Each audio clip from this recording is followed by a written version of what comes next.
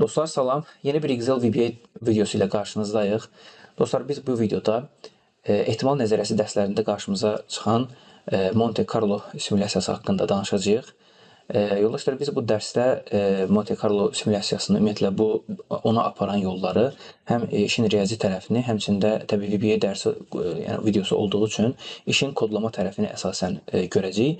Lakin növbəti dərslərimizdə artıq biz bu nəzəriyyə, yəni bu simulyasiyanı real biznesdə necə tətbiq etmək olar, hansı anda bizim qarşımıza çıxır, həmçinin onların da elə bir nümunəsini görmüş olacağıq. Yoldaşlar, videoya belə bir nümunə ilə başlamaq istəyirəm. Hansı ki, ehtimal nəzəriyyələrindən və s. bu dərslərimizdən müəyyən bir nümunələrlə başlamaq istəyirəm. Bir zər düşünün yoldaşlar, hansı ki bu zərin, yəni kubik bir, təbii ki də bir obyektdir. Yəni bunun bir 6 tərəfi var və hər bir tərəfində də müəyyən bir ədəd yazılıbdır, müəyyən bir burada seçim var, bir say var. Təbii sizdən soruşulur ki, yoldaşlar, fərz eləyək, bu zər atıldığı zaman 6 tərəf var. Aydın məsələdir ki, hər hansı biri üz-üstə düşür və o rəqəmi biz istifadə edirik, onu götürürük. Bizdən soruşula bilər ki, bəs zər atıldı, 3 düşmə ehtimalı nə qədərdir? Yəni neçə faizdir deyə bir sual verilə bilər. Yoldaşlar, təbii ki də biz bunu ölçmək üçün probability, yəni ki, ehtimal nəzəriyyəsində olan bir düsturdan istifadə edə bilərik. Ən sadə düsturdan istifadə edə bilərik. Bu hansı düsturdur yoldaşlar? Adi kəsr şəklində yazılan bir düstur var ki, hansı ki bu ümumi nəticələrin, yəni ki, bütün mümkün nəticələrin sayını biz məxrəcə yazırıq. Hansı ki yoldaşlar bir zər atıldığı zaman mümkün nəticələrin hamısı, yəni 6 dənədir. Yəni 6 dənədən o tərəfəsi yoxdur da bizim əlimizdə, düzdürmü? Bu bizim elə bir ki olur bütün mümkün dəyərlərin hamısı. Yuxarıda isə, yəni sürət hissəsində isə bizim istədiyimiz, yəni ki, bizə uyğun olan, şərtimizə uyğun olan əlverişli nəticələrin sayını biz yuxarıda yazmalıyıq. Yoldaşlar, 3 ədədi, yəni 3 yazılan ədəd və ya ki, tərəf bir zər üzərində, yəni ki, bir tərəfdədir. Yəni ki, biz əslində 3 tərəfi və ya ki, 4 deyə bilərəm, fərq etməz, başqa bir rəqəm də deyə bilərəm.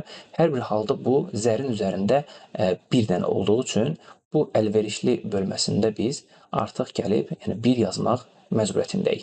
Yəni ki, yoldaşlar, uzun sözün qısası burada bizim yekunda bizim düsturumuzun açıqlaması 1 bölünsün 6 və ya ki 6-da 1 nəticə verməlidir. Bunu da əgər biz əslində faiz ilə ifadə eləsək yoldaşlar, bu təxmini 16.67 təxmini bir faiz bir nisbəti gəlir bizə.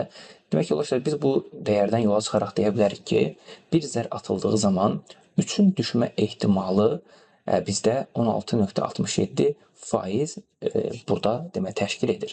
Dostlar, bu təbii ki, təkcə 3-ə aid deyil. Əslində mən bunu 4 üçün də deyə bilərdim, 5, 6, 1 və 2 hamısı üçün deyə bilərəm, fərq etməz. Sual veriləndə ki, tutaq ki, bir zər bir dəfə atılır, 3-ün, 4-ün, 5-in, 6, 1 və 2-nin hər hansı birinin yəni düşmə ehtimalı nədir? İlla ki, bunlardan biri düşəcək, düzdürmü? 100% biri düşməlidir. Amma onun düşmə faizi nədir yoldaşlar? Bu əslində 16.67. Bunlar hamısı üçün 6 bir sayılır təbii ki də. 16.67 faiz yəni ki, təşkil edir. Bu işin birinci tərəfi yoldaşlar, bu zərin bir dəfə atılması ehtimalında olan hesablamadır. Bəs yaxşı, sual verilə bilər ki, zəri bir dəfə yox, 10 dəfə atsaq, bəs yaxşı, bu nəticələr necə dəyişəcəkdir? Yoldaşlar, belə olan təqdirdə təbii biraz insan düşünür ki, yəni bir dəfə atılanda 16.67-dir, bəs yaxşı 10 dəfə atılanda bunun yəni ki, faiz nisbəti nə olacaq? Çünki təkcə 3 deyil, əslində 10 dəfə atılanda aydın məsələdir ki, yoldaşlar, təkcə 3 düşəsi deyil, yəni bu ehtimal çox aşağı bir ehtimaldır. Təbii ki, digər rəqəmlərin düşməsi də möhtəməldir. Bu səbəbdən digərlərin də qarşısında müəyyən bir faiz göstəriciləri yazmaq lazımdır. Baxın, biz burada bir dəfə atırıq, bir dəfə də nəticə olduğu üçün hardasa 1 bölünsün 6 yazdıq, amma 10 dəfə atılanda bəs necə olacaq? Bu rəqəmlər necə dəyişəcəkdir? Bax, burada artıq biraz iş dəyişir. Yoldaşlar, bunların hamısı bir simulyasiyadır. Yəni ki, bu bir dəfə atılmasının özü bir simulyasiyadır. Yəni ki, necə deyirlər, bu işin bir yoxlanış tərəfidir. Yəni biz bunu 10 dəfə təkrarlayanda sonunda nəticə necə olacaqdır? Yəni ki, hər bir tərəfin düşməsi neçə faiz dəyişəcəkdir? Bax, onu biz əslində ümumi olaraq görə bilərik, bunu ölçə bilərik. Yoldaşlar, bu anda artıq bura qədər hər şey aydındırsa, nə etmək istədiyimiz aydındırsa, hələ ki Monte Carlo'dan danışmıram təbii ki də, hər ki ümumiyyətlə bura qədər aydındırsa, keçə bilərik bu tərəfə, yəni VBA tərəfə keçə bilərik, Excel tərəfə keçə bilərik. Burada yoldaşlar belə bir sahə hazırlamışam daha öncədən. Hansı ki burada siz rol və dice result adında iki sütunu görə bilərsiniz. Məqsədimiz nədir yoldaşlar? Misal üçün mən zər atacağam və zərin atılması sırası burada qeyd olunacaq. Misal üçün mən bir dəfə, sonra ikinci dəfə, üçüncü dəfə, dördüncü, beşinci və digər tərəfdə atacağam. Dice resultda isə yoldaşlar hər dəfə, yəni ki, fərqli və ya ki, eyni nəticələr çıxa bilər. Misal üçün birinci dəfə atdım, bu düşdü 3. İkinci dəfə atdım 4 düşdü. O bir dəfə 2 düşdü. Nə bilim, dördüncü dəfə atıram, yenə 2 düşə bilər, eynisi düşə bilər. Yəni ki, kimsə qarantiya vermir ki, həmişə fərqli düşməlidir, eynisi də düşə bilər, düzdürmü? 5-ci dəfə 6 düşdü və digərində bu düşdü və s. İndi məsələ nədir yoldaşlar? Bu şəkildə biz təbii ki də altdan atmayacağıq. Bunu belə nümunənin özündə də olduğu kimi 10 dəfə, hətta biz birazdan bunu yoxlayacağıq. Yəni milyon dəfə atacağıq ki, görək nəticə necə dəyişir. Və bizim burada ölçmək istədiyimiz nədir yoldaşlar? Biz burada ölçmək istəyirik ki, yəni bu dice result, yəni ki, hər dəfə müəyyən bir ədəd çıxır, müəyyən bir dəyər çıxır. Hər dəfə yoldaşlar çıxdıqca, dəyərlərimizi çıxdıqca, həmin o dəyərlərin, yəni ki, 3, 4, 6 dənə tərəfin hər birinin yoldaşlar dəyişmə faizi necə olur? Bunu burada görmək istəyirik. Yəni ki, mən normalda hesabladım ki, bəli, bir tərəfin düşməsi 16.67-dir. Lakin bu bir dəfə atılanda belədirsə, bəs yaxşı, yəni bu çoxlu dəfə atılsa, yəni 10 dəfə, 15 dəfə, 20 milyon dəfə atılsa, bəs yaxşı, hər dəfə bu rəqəmlərin qarşısında elə 16.67 yazacaqmı? Bunu ölçməyə çalışıram, bunu reallaşdırmağa çalışıram. Hansı ki, bizim sanki ehtimal nəzəriyyəsində nəzəri olaraq hesabladığımız o dəyəri bir dəfə də müşahidə əsaslı, yəni ki, real bir hesablamada necə görsənir, onu ölçməyə çalışıram. Yoldaşlar, o zaman gəlin, bura qədər də aydındırsa, bax bu deymiş olduğumuz bu strukturu indi VBA kodlamasını yavaş-yavaş edək. Yoldaşlar, məqsədim nədir? Sadəcə müəyyən bir zər atılmalıdır. Bir randomize, təbii ki də burada söhbət randomize-dan gedir artıq. Bir randomize edilməlidir 1 və 6 arasında ədədlər və bundan sonra yoldaşlar sırasıyla yazılmalıdır. Bir dəfə atılanda bura ikinci dəfə, üçüncü dəfə və s. Dostlar, bu ikinci, üçüncü, yəni neçə dəfə olmasını isə bu sarı ərazidə qeyd eləyəcəyik. Misal üçün, mənim istifadəçim deyəcək ki, zər 10 dəfə atılsın və 10 dəfə atılacaq burada və burada nəticələr yazılacaq və s. 100 dəfə atılacaq və ya 1000 dəfə atılacaqdır. Bunu burada deməli qeyd eləyəcək. Yoldaşlar, həmən gəlirəm VBA tərəfimə, yəni kodlama tərəfimə və başlayaq yazmağa. Yoldaşlar, public sub deyirəm bir ədəd. Belə bir adlandırma eləyək. Dice main process, main olsun kifayət eləyər. Və bundan sonra yoldaşlar, başlayaq. Deməli, burada nə iş görəcək, bir onu yazmağa. Yoldaşlar, ümumiyyətlə, biz bu səhifə üzərində işləyəcəyik təbii ki də. İstəyirəm ki, belə bir şey edək. Səhifənin özünü bir götürməyə çalışaq. Az bir worksheet kimi, DS deməli, worksheet kimi götürək. Hər dəfə istəmirəm, əgər bu əraziyə məlumat yazılacaqsa və ya bu ərazilərdən məlumat götürəcəksə, uzun uzadı, yəni ki, səhifənin adını və s. yazmayaq. Daha bir sərgəli bir kod yazmağa çalışıram. Set vs bərabərdir. This workbook deyək. Konkret bu workbookda işlədiyini bəlli eləyək. Və yoldaşlar, sheet, bu səhifənin adı sheet 1-dir yoldaşlar. Yəni kodlaması sheet 1-dir. Sheet 1 name olaraq bunu götürürəm. Yoldaşlar, bu arada bir şey deyim. Yəni bu dərsimin hansı kod nə işə yarayır və s. bunlar üzərində çox durmayacağam. Əgər təbii ki də belə bir çətinlik varsa, tövsiyə edirəm qabaqcadan bunları həll eləyəsiniz.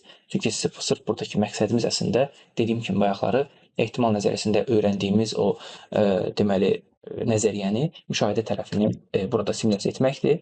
Bu səbəbdən çox da kodlama üzərində durmayacağam. Daha sonra isə yoldaşlar, bu dediyim kimi D2 xanasına bizim istifadəçimiz bir dəyər daxil edəcəkdir. Bu dəyəri də bir əldə etməyə çalışaq. Yəni ki, görün neçə dəfə zər atılmalıdır. Bir onu da əldə etməyə çalışaq.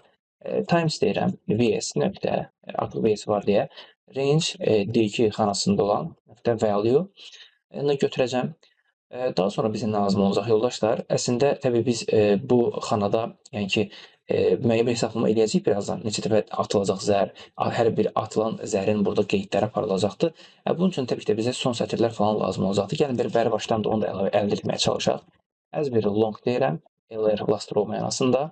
vs.sales row nöqtə rows.count 1 indexel up.row deyək. Son sətr tapdım yoldaşlar ilk sütunda. Daha sonra isə təbii yoldaşlar biz qabaqcına artıq mən bəzi şeylər demək istəyirəm. Biz burada indi təbii 10 dənə və sair bizim istifadəçimiz daxil edəndə 10 böyük bir proses deyil əslində.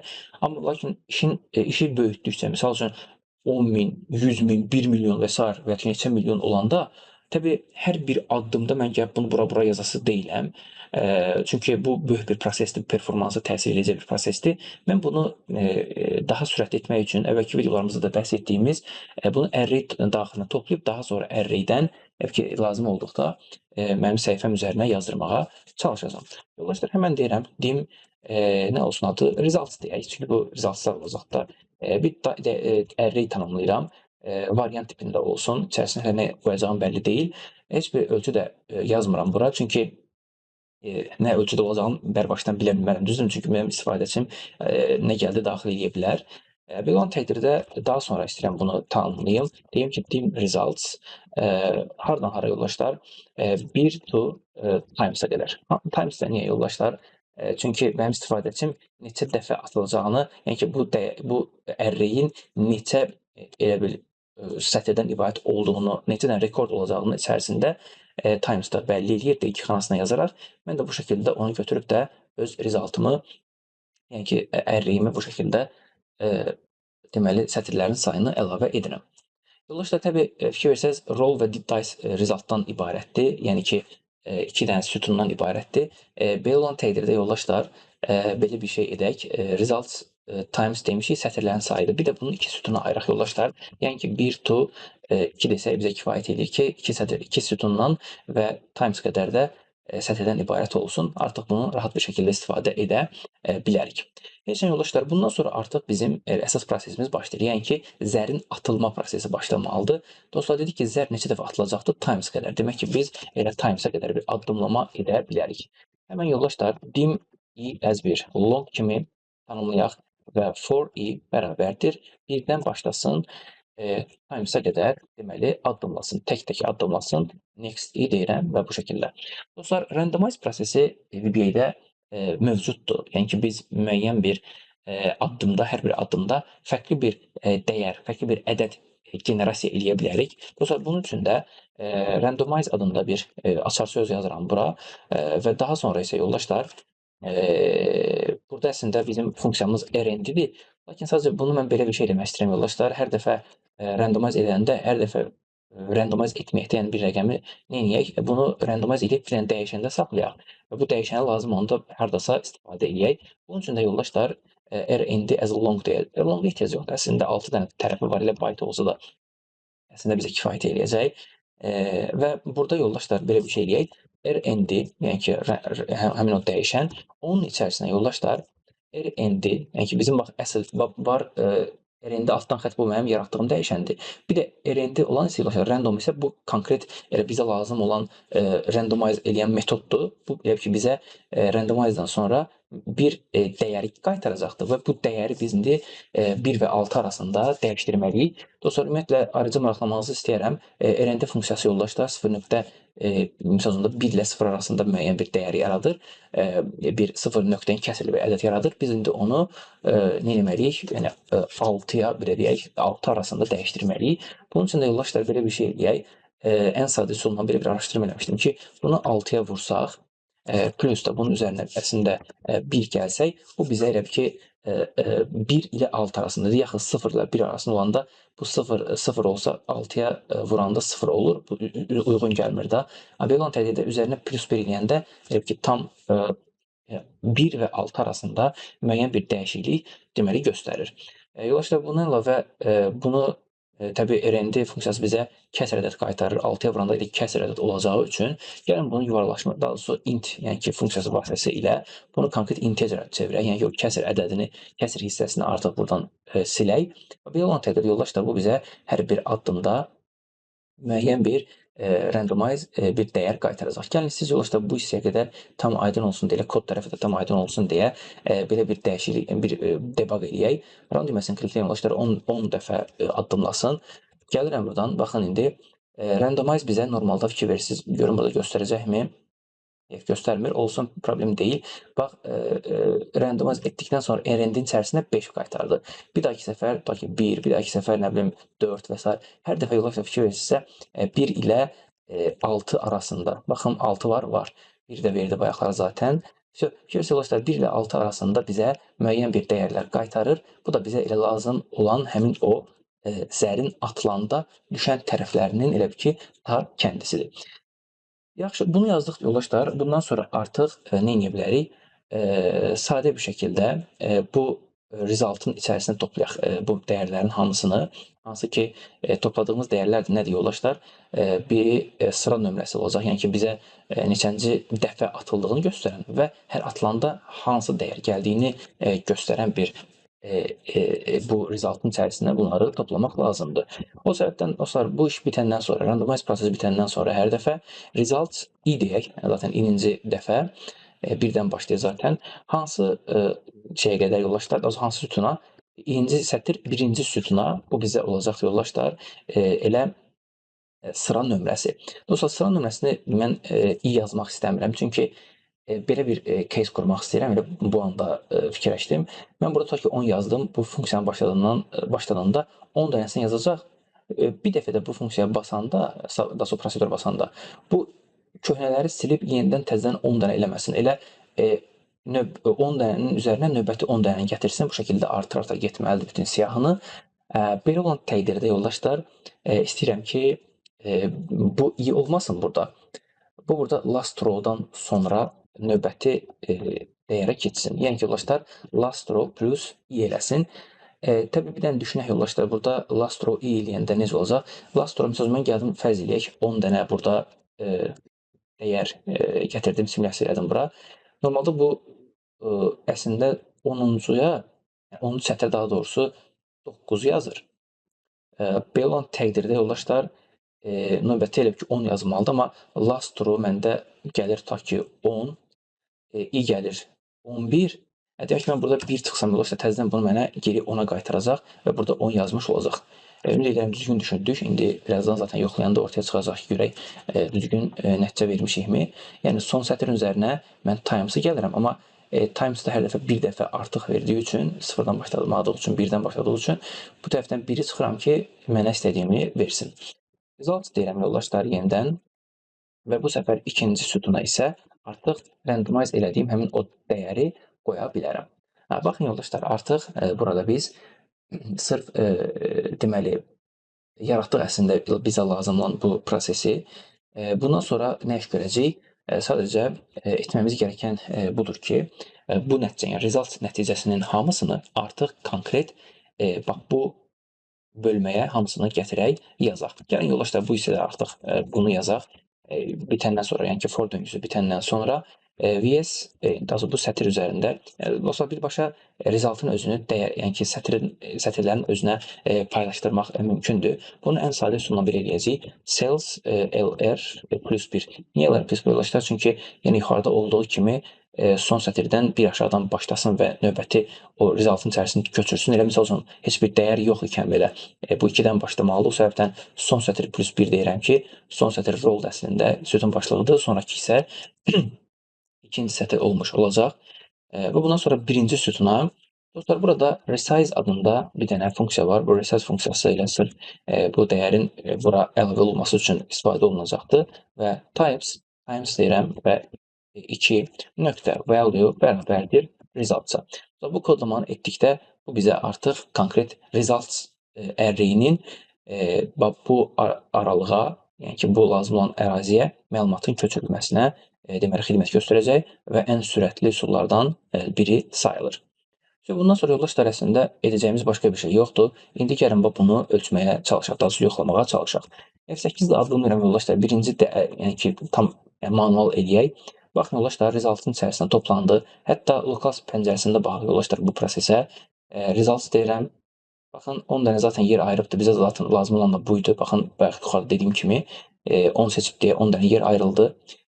Results 1-1-ə 1, results 1-2 isə 5 əlavə elədi. Nə deməkdir? Bu birinci atışda 5 gəldi. Yaxşı, ikinci atışda 1 gəldi. Üçüncü atışda 4 gəldi və bu hara qədər davam edir yoldaşlar? Bütün bu array dolana qədər davam eləyir. Baxın, fərqli-fərqli rəqəmlər və ən sonda isə bu dəyərlərin hamısını bu şəkildə deməli ekranımıza yazdıracağıq. Baxın yoldaşlar, hər bir atışda, hər bir sırada fərqli-fərqli rəqəm gəlib, bəzən eyni rəqəm gəlib, bəzən fərqli rəqəm gəlibdir. Hətta yoldaşlar fikir verirsiniz, burada heç 3 çıxmayıb da bu arada. Maraqlıdır, heç bir zaman 3 gəlməyibdir. İndi dostlar, mən bunu bir dəfədə basanda, yəni ki, bir dəfədə artıq proseduru işlətməyə başlayanda, bu növbəti dəfə 11-dən başlayıb, yəni ki, növbəti 10 dənəsini artıq burada düzmüş olması lazımdır. Gəlin yoxlayaq. Run düyməsindən klikləyəndə, baxın, həqiqətən də artıq 3 falan da gəldi. Toplamda 20 atış burada ki, görə bilərsiniz. Yoldaşlar, deməli, burada indi növbəti məsələ nədir? Biz bu kodlamanın etdiyi təbii database-i, yəni ki, bizim datamızı formalaşdırmaq məqsədi idi. Lakin indi əsas, yəni ki, analizimizə başlayaq. Yəni ki, görək, həqiqətən də bizim dərsin ilk başında etdiyimiz 16.67-lik anlayış, görək burada həqiqətən də hamısında elədirmi, yoxsa fərqlilik göstərirmi? Bunu necə gələk yoldaşlar? Sadə Excel funksiyalarından istifadə edəcəm. Elə belə, sanki nə lazımdır? Bu rəqəmlər, yəni ki, 1, 2, 3, 4, 5 total içərisində neçə faiz təşkil edir, bunu tapmaq lazımdır. Yoldaşlar, gəlin baxaq. Onu etməmişdən qabaq, burada rows var. Bunu ilk öncə əlavə edək. Rows da nədir yoldaşlar? Neçə dəfə atılıbdır, yəni ki, neçə dəfə bu zər atılıbdır, odur. Toplamda əslində 20 atılıb yoldaşlar. Gəlin belə bir şey eləyək. Max funksiyası vasitəsilə sadəcə buranın maksimumunu tapaq. 20 olduğu görünür. Və bundan sonra yoldaşlar, 1-in neçə dənə təşkil etdiyini tapaq. Yəni ki, countif deyirəm, range kriteriyamız da 1 olsun. Bu bölünsün yoldaşlar bu 20-yə. Yəni ki, total 20 dəfə atışın içərisində bir neçə dəfə gəlibdir sualını verəndə, baxıram ki, yoldaşlar 20% və digərləri üçün tətbiq eləyəndə, baxın yoldaşlar 20, 10, 15, 25, 10 və s. bu şəkildə gəlir. Aha, indi məsələ nədir yoldaşlar? Biz burada 16 hesaplamışdıq. Bizim rəqəmlər isə tamam fərqli çıxdı. Bu nə deməkdir yoldaşlar? Niyə belə oldu? Gəlin araşdıraq. Əslində yoldaşlar biraz görünür. Məsələ budur ki, yoldaşlar, biz 16.67 bizim üçün çox incə və dəqiq rəqəmdir. Hansı ki, konkret say bərabər olanda və yaxud ki, konkret bir atış sayı olanda 16.67 verir. Bu bizə ipucu verir ki, əslində yoldaşlar, sizcə mən bu atış saylarını, yəni hal-hazırda 20-dir da, düzdürmü? Toplamda 20-dir, baxın. Bunu artırsam, bu rəqəmlər necə olacaqdır? Gəlin başlayaq bunu hesablamağa. Yoldaşlar, bu səbəbdən necə eləyək? Elə yazdığımız kodu bir neçə dəfə run eləyək. Yəni ki, yoldaşlar 10 yazmışam, 10 dəfə artır getsin. Baxın, run, hər dəfə 100-ə qədər run eləyək yoldaşlar. Baxın yoldaşlar, rəqəmlər biraz dəyişdi. Artıq aralarında 16-ya daha yaxın olan rəqəmlər var. Daha uzaq olan rəqəmlər də var. Gəlin 10 yazmayaq yoldaşlar, bu səfər yazaq 100. Yəni 100 artır getsin. Run düyməsinə klikləyirəm bir neçə dəfə, gəlsin 1000-ə çatsın rows sayı. Aha, yoldaşlar, fikir verirsinizsə necə oldu? 15, 16, 18, 17 və yoldaşlar, fikir verirsiniz, hər dəfə rowsun sayı, yəni ki, atış sayı artdıqca bizim ehtimalımız, yəni ki, bizim daha doğrusu bu zərin tərəfinin düşməsi də, fikir verirsiniz, yoldaşlar, 16 ətrafında toplana gedir.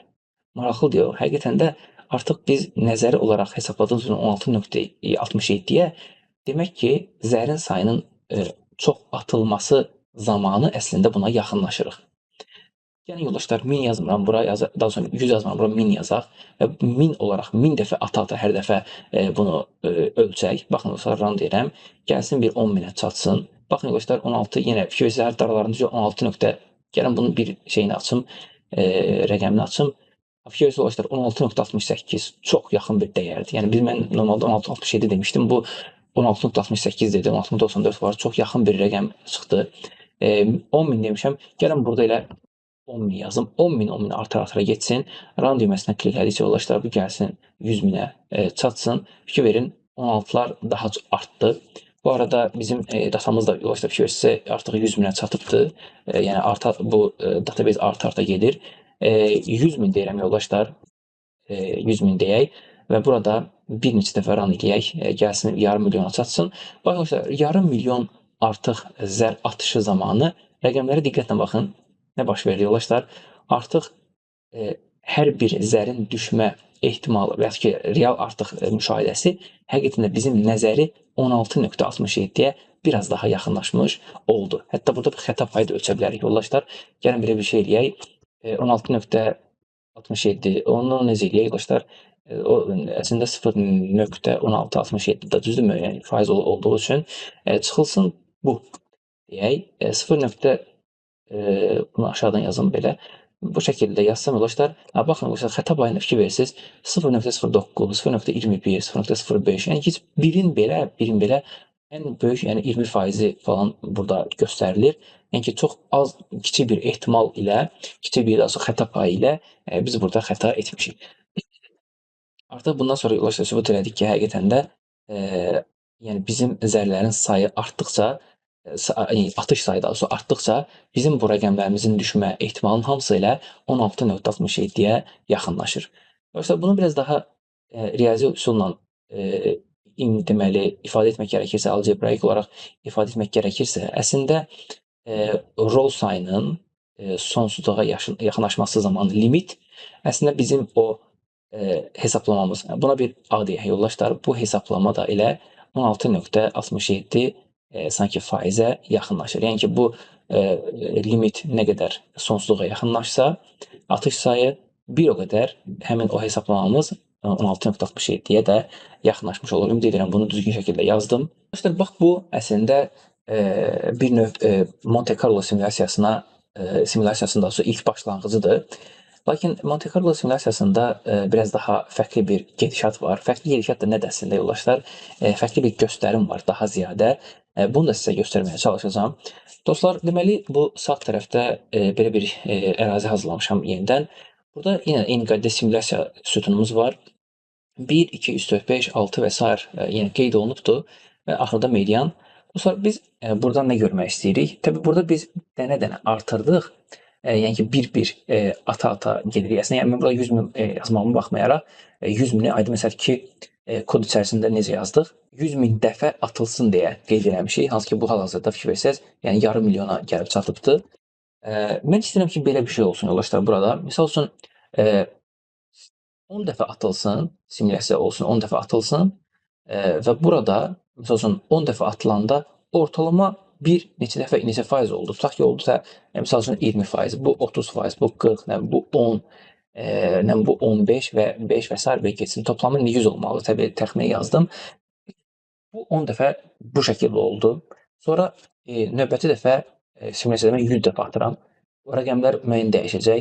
Bu səfər nə bilim 10.000 dəfə atıram, 1000 dəfə atıram. Hər dəfə yoldaşlar simulyasiyanın sayı artdıqca, yəni ki, o atış sayı artdıqca buradakı rəqəmlər necə dəyişir yoldaşlar? ki, onlara baxmaq istəyirəm. Bu yoldaşlar, bu əslində elə Monte Carlo simulyasiyasının bir texniki tərəfidir. Dediyim kimi, sadəcə biz bu dərsdə bu işin texniki tərəfini öyrənirik. Gələcək dərslərdə bunun real praktikasında baxmağa çalışacağıq. Yoldaşlar, bax bu görüntünü indi yaratmaq üçün necə bir kod yazmaq olar? Gəlin bir onun üzərində düşünməyə çalışaq. Deməli, yoldaşlar, bizə ümumiyyətlə baxın, randomize eləyən bu funksiya budur. Yəni ki, bunu mən silmək istəmirəm. Elə zaten hər şey burada aydındır. Sadəcə burada müəyyən hissələri dəyişdirəcəm. Necə? Təbii biz artıq burada hər hansı bir array falan eləmirik. Sadəcə bir-iki dənə zaten data var. Bunun üçün falan array falan ehtiyac yoxdur bizə. Bu səbəbdən bu ekrana yazdırma məsələlərinin hamısını buradan silirəm. Bu resulta falan heç ehtiyac yəni ki, yoxdur burada. Randomize qalsın. Hər dəfə bir səfər randomize edildiyini burada artıq bilməlidir. İndi məsələ nədir yoldaşlar?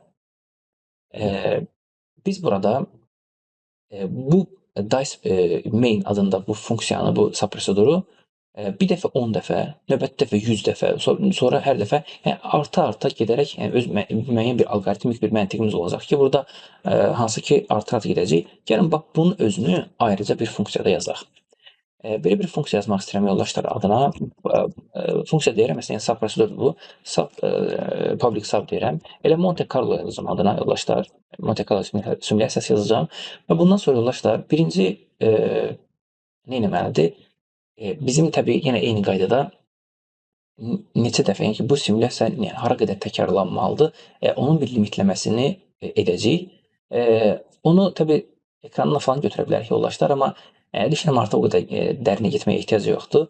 Gəlin belə bir şey eləyək. Yenə eyni qaydada yoldaşlar səhifə üzərinə yazdıracağımız üçün, yəni bunu bəri başdan səhifəni tanımlayaq. Daha sonra isə yoldaşlar belə bir şey eləmək istəyirəm. Təbii bu artım müəyyən bir 10-a vura-vura, 5-ə vura-vura gedəcəyi üçün bu hara qədər gedəcəyini qabaqcadan bilmək biraz çətindir. Bu səbəbdən gəlin burada for əvəzinə do loop-dan, do loop-un while-ından istifadə eləyək. Hələ ki true yazıram. Düşünək necə eləmək lazımdır. Mən yoldaşlar bu do loop-a daxil olduğum zaman bu buraya gəlib misal üçün yazacaqdır bir iki dəfə 1, misal üçün 1-dən başlasın, bir dəfə atılanda. Daha sonra misal üçün mən buna əgər 10 artıracamsa 10 yazacaq. Burada 100 yazacaq, sonra 1000 yazacaq və s. Bu şəkildə getməlidir. Bunun üçün gəlin elə bəri başdan bir dənə belə bir şey eləyək. Dim i as bir double, yəni long olsun. Hansı ki bu bizim başlanğıcımız olacaqdır. Bu olsun 1. İndi mən bax bu 1, hansı ki bu həmin bu 1-dir. Və bundan sonra dim daha sonra vs range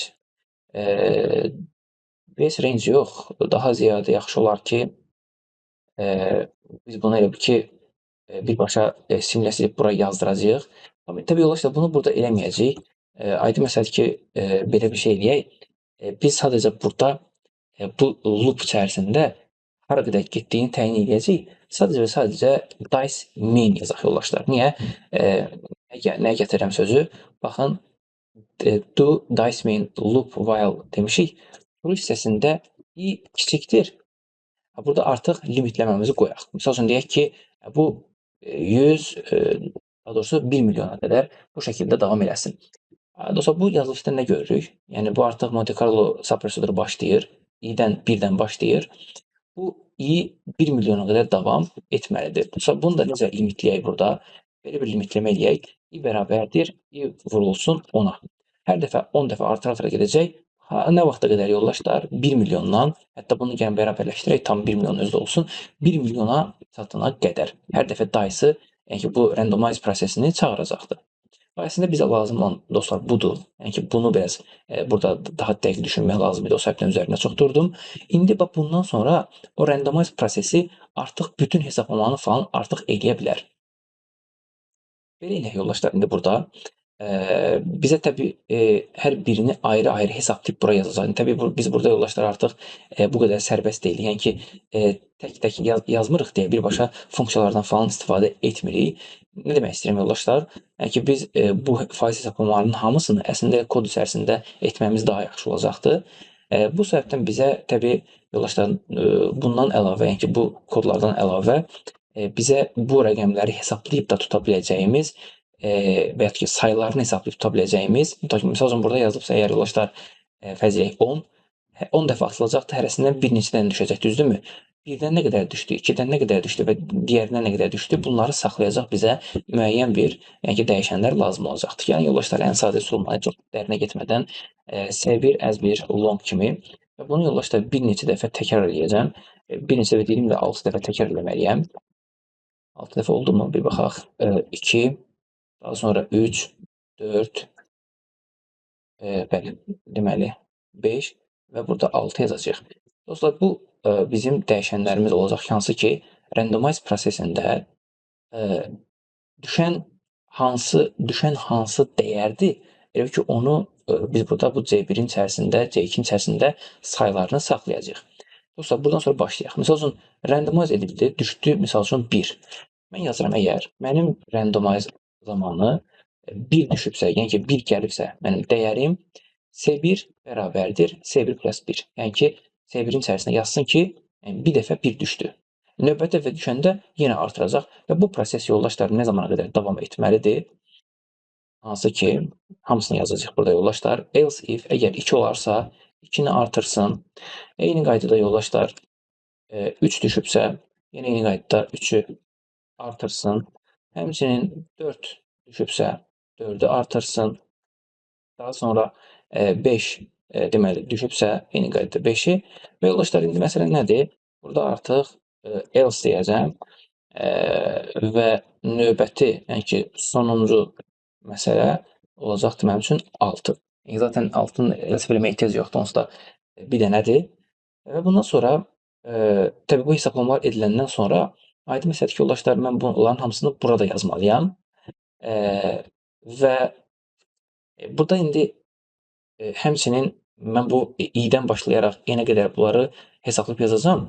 Amma yoldaşlar təbii hesablamaqdan ötürü mənə nə lazımdır? Həmçinin times da lazımdır, düzdürmü? Və yoldaşlar mən bu dice main içərisində fikir versəz D2-dən times götürürəm. Aha, bax burada indi bizə bir çətinlik yaşanır ki, mən bu times axı heç bir yerdə qeyd eləməmişəm ki, misal üçün neçə dəfə atılmalıdır, simulyasiya neçə dəfə olmalıdır. Yəni bunu bir şəkildə hardasa qeyd eləməliyəm. Gəlin bunu elə heç kodu çox dəyişmədən zaten D2-dən götürür. Elə mən bu neçə dəfə atılması gərəkdiyini elə D2-nin özünə yazım və ondan sonrası zaten asandır. Belə bir şey deyək yoldaşlar. Gəlin bax vs D2 deyəcəm bura. Nöqtə value. Bura yazacağım. Hansı ki i zaten bizim burada simulation sayını göstərir, simulasiyanın sayını göstərir. Bu kod başladığı zaman D2-yə simulasiyanın sayını yazacaq. Daha sonra artırmayacaq o başqa məsələ. Daha sonra dice main-ə keçəcək və dice main-də artıq yoldaşlar times götürüləcək.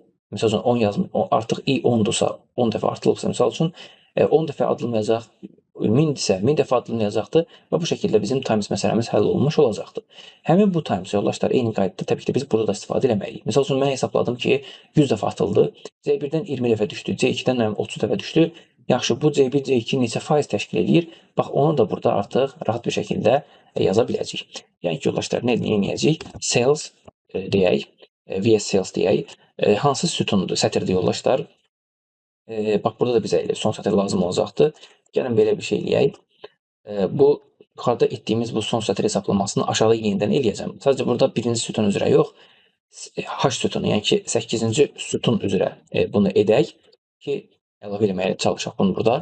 VS sales LR plus 1 8-ci sütuna, hətta gəlin 8 yox, birbaşa H yazılır, tam aydın olsun bizə. Nöqtə value bərabər olacaq yoldaşlar ilə times-a. Niyə times yoldaşlar? Çünki simulasiyanın sayını biz burada times içərisində saxlayırıq. Eyni proses yoldaşlar digərlər üçün. Misal üçün i sütununda yoldaşlar. Bu i sütununda biz bir düşmə sayını göstəririk. Yəni ki, bu əslində C1-dir. Amma C1-in sayını yox, C1-in içərisində tutduğu sayının times içərisində neçə faiz təşkil etdiyini burada elə bir şey yazmalıyıq. Bundan sonra yoldaşlar bunu biz 6 dəfə təkrar eləsək, yəni ki C1, C2, C3, C5 və C6 və bundan sonra i, daha sonra J, daha sonra K, L, M və N desək, bu şəkildə hətta bir də sondakı median hesaplaması da var. Dostlar, bu median hesaplamasını birazdan göstərirəm. İndi hələ ki bu dəyərlərə bir baxmağa çalışaq. İndi baxın yoldaşlar, bizim əslində kodumuz hazırdır. İndi gəlin bunu elə 1 milyona qədər etməyə çalışaq. Dostlar, bunu başlatmadan öncə bir clear da deyək. Bizim burada clear metodumuz var. Bu clear metodu səhifəni bütün təmizləmək üçün istifadə olunur. Burada düyməsi də var. Deməli yoldaşlar, indi baxın. Təbii burada mən buranı təmizlədim deyə artıq div xətası verdi. Gəlin görüntünü pozmaq üçün if errordan istifadə edək həmən. Elə 0 yazaq, bizə göstərməsin. Və yoldaşlar, indi simulyasiyamıza başlayaq. Diqqətlə baxın yoldaşlar, F8 ilə addımlayıram. Clear oldu bu heç. Və bundan sonra i1-dən başlayır və range D2-yə 1 yazdı. Yəni ki, bir dəfə simulyasiya olunmalıdır. Bir dəfə zər atılmalıdır. Atılsın yoldaşlar. Baxın, gəldi, atıldı. Kimə düşdü yoldaşlar? Randomize 3-ə düşdü. Yəni ki, zər atıldı və 3-cü tərəfə düşdü. Bu şəkildə iş bitir yoldaşlar. Baxın, digərlərinə 0-0, bir dənə 3-ənə yazdı 100%. Dostlar, bu nə deməkdir bilirsiniz? Yəni, təbii ki də bunların ortalaması aydın məsələ ki, yenə 16.67-dir. Aşağıda görə bilirsiniz yoldaşlar. Bu aydın məsələdir ki, belə olmalıdır. Lakin 100% yəni, yazmaqsının səbəbi isə, yəni ki, bunlar içərisində heç bir düşmədi. Bir dənə bu düşürdüyü üçün, bir dəfə simulyasiya oldu, bir dəfə də 3 düşdüyü üçün 100% yazır. Yaxşı yoldaşlar, növbəti dəfə nə olacaqdır? Artıq 10 dəfə, yəni ki, bu simulyasiya olunmalıdır. İndi diqqətlə baxın yoldaşlar, gəlirəm. Bu məsələ 10 dəfə randomize olunur. Gəlin biraz daha sürətləndirək bu məsələni. Artıq bundan sonra simulyasiyanın birinin altına 10 yazdı, 10 dəfə atıldığı üçün görək indi digərlərinin içərisində nə var? Hətta belə birbaşa baxmamışdan öncə baxa bilərik. Baxın C1-in içərisində bir dənədir, C2-nin içərisində 2 dənə, 3-də bir dənə yenidən, 4-də 3 dənə və s. belə fərqli-fərqli zərlərin tərəfi düşübdür. Bunları da yazanda yoldaşlar fikir verirsinizsə 10, 20, 10, 30, 10 və 20. Nə demək yoldaşlar? Bu əslində nə göstərir? Yəni ki, 2-dən 2 dəfə düşübdür, 4-dən 3 dəfə düşübdür, 5-dən 1 dənə, 6-dan 2 dənə və s. Dostlar, bir dəfə də simulyasiya eləyək və bunu bir dəfəyə random klikləyəndə baxın yoldaşlar, 1-dən 1 milyona qədər hər dəfə atılır. Təbii ki, yoldaşlar, bunun toplamı 1 milyon 111 mindir. Yəni ki, əslində 1 milyon 111 min 111 dəfə zər atılıbdır və hər bir atışda yəni bizim ortalamalarımız nələrdir? Bunları görə bilərsiniz. Və yoldaşlar, indi diqqətlə baxın bu deməli ədədlərə.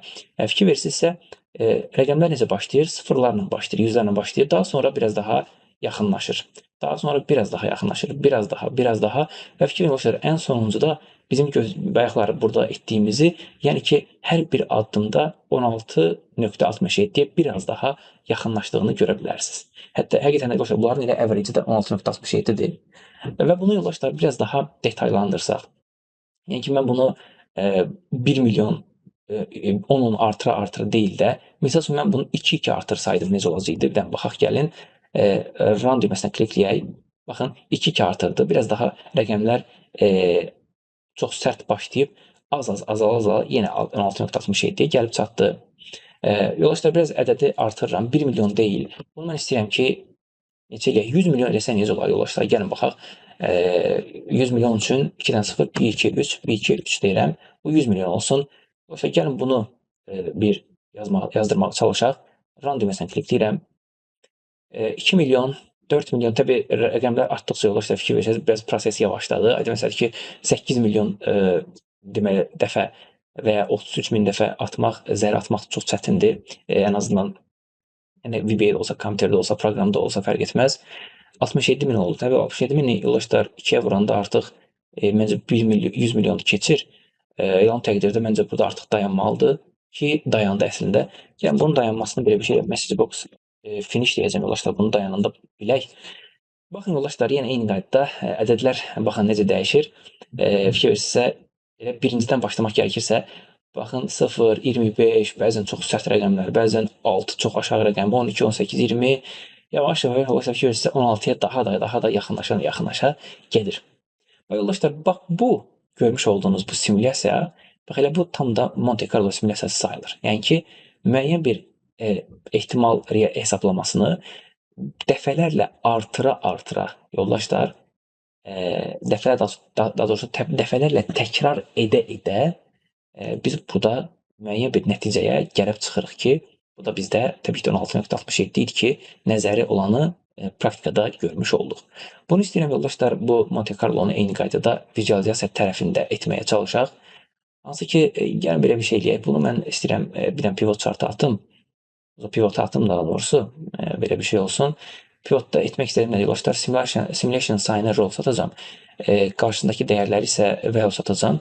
Təbii yoldaşlar, sizin burada sum yazmağına çox takılmayınız, elə çox fikir verməyin. Burada sum yazır, amma təbii ki hər birindən bir dənə olduğu üçün samlama etmir, elə dəyərini özünü göstərir. Bu hazırladığımız pivotun özünü isə yoldaşlar, bundan sonra pivot chart deyirəm.